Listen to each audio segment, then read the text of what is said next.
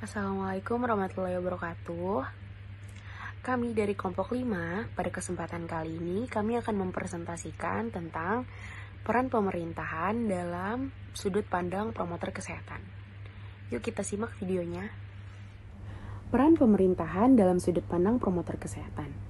Aktivitas promosi kesehatan merupakan bagian dari program pemerintah yang ada di bawah koordinasi Kementerian Kesehatan, khususnya Direktorat Promosi Kesehatan dan Pemberdayaan Masyarakat. Program atau gerakan kesehatan yang dicanangkan oleh pemerintah merupakan sebuah upaya untuk meningkatkan kualitas kesehatan masyarakat. Beberapa gerakan seperti gerakan masyarakat hidup sehat atau perilaku hidup bersih dan sehat dapat menjadi sebuah gerakan yang sukses dengan dukungan promosi kesehatan. Tujuan utama promosi kesehatan adalah memberikan informasi yang pada tingkatan lebih lanjut dapat memicu kesadaran masyarakat mengenai program atau gerakan yang tengah dicanangkan oleh pemerintah. Direktorat Promosi Kesehatan memiliki tugas pokok, yaitu menyiapkan sekaligus melakukan kegiatan-kegiatan promosi kesehatan dan melakukan penyebarluasan segala bentuk informasi kesehatan serta melakukan pengembangan sumber daya kesehatan hingga melakukan kegiatan pemberdayaan masyarakat pada bidang-bidang kesehatan. Pembangunan kesehatan masyarakat yang dilakukan oleh pemerintah RI selama lebih dari 50 tahun terakhir membuahkan hasil yang cukup mengembirakan. Namun, masih banyak yang harus diselesaikan untuk meningkatkan kesadaran, kemauan, dan kemampuan hidup sehat bagi setiap orang agar derajat kesehatan masyarakat di Indonesia makin meningkat. Pada era tahun 1990-an, penyebab kematian dan kesakitan terbesar adalah penyakit menular, seperti infeksi saluran pernapasan atas, TBC, dan diare.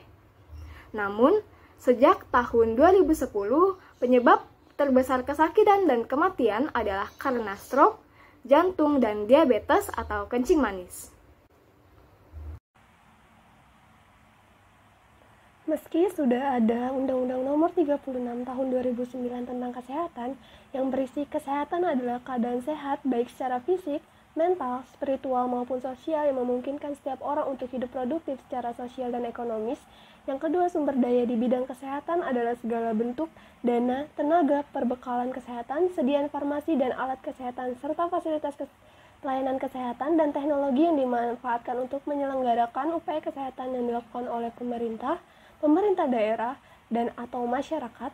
Yang ketiga, perbekalan kesehatan adalah semua bahan dan peralatan yang diperlukan untuk menyelenggarakan upaya kesehatan. Namun, menurut Dirjen, pemerintah dihadapkan pada tantangan paling utama dari peran promosi kesehatan untuk mewujudkan perilaku hidup sehat, yaitu kurangnya bukti ilmiah yang diimplementasikan, kurangnya bukti aplikasi dari dampak kesehatan suatu kebijakan, dan keterbatasan kapasitas pelaksanaan promosi kesehatan. Padahal, peningkatan derajat kesehatan masyarakat memerlukan intervensi komprehensif dari determinan derajat kesehatan masyarakat. Pemerintah saat ini telah mendorong adanya gerakan masyarakat hidup sehat atau yang biasa disebut Germas, yang intinya untuk mewujudkan kesehatan masyarakat dengan optimal melalui tindakan yang sistematis dan terencana serta dilakukan secara bersama-sama oleh seluruh komponen bangsa dengan kesadaran, kemauan, dan kemampuan berperilaku sehat untuk meningkatkan kualitas hidup.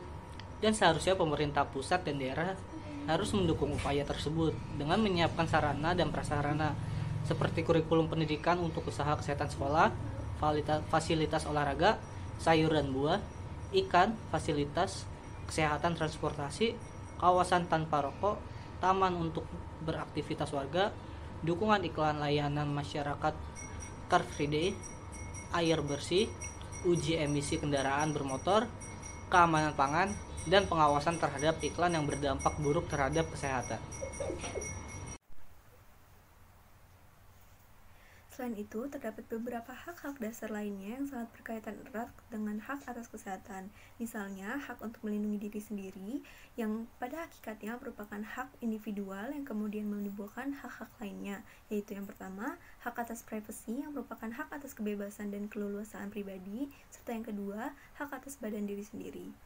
Nah, pengaturan pemberdayaan masyarakat yang ada dalam Peraturan Menteri Kesehatan Nomor 8 Tahun 2019 tentang pemberdayaan masyarakat bidang kesehatan digunakan sebagai acuan bagi pemerintah pusat, pemerintah daerah, lembaga kemasyarakatan, organisasi kemasyarakatan, swasta, dan pemangku kepentingan terkait lainnya dalam mewujudkan peran aktif dan kemandirian masyarakat untuk hidup sehat dalam masa pemerintahan. Nah, sekian dari kelompok 5. Kurang lebihnya mohon maaf, semoga bermanfaat. Wassalamualaikum warahmatullahi wabarakatuh. Kegiatan promosi kesehatan masyarakat dapat diwujudkan dalam berbagai bentuk, bahkan dapat berupa anjuran dari pemerintah melalui instansi ataupun pejabat yang berkaitan dengan bidang kesehatan. Seperti pesan Menteri Kesehatan Republik Indonesia, Profesor Dr. Nila Farid Muluk, SPMK, yang mengajak masyarakat Indonesia agar tidak malas gerak dengan menjalankan salah satu aktivitas program Germas, yaitu aktivitas fisik. Hak atas kesehatan secara umum dikenal adanya dua hak dasar manusia, yaitu hak dasar sosial dan hak dasar individu. Dari adanya hak dasar sosial inilah muncul hak dasar yang paling menonjol, yaitu the right to health care atau hak dasar pemeliharaan kesehatan, yang kemudian muncul hak lain yang bersifat individu berupa hak atas pelayanan medis atau the right to medical service,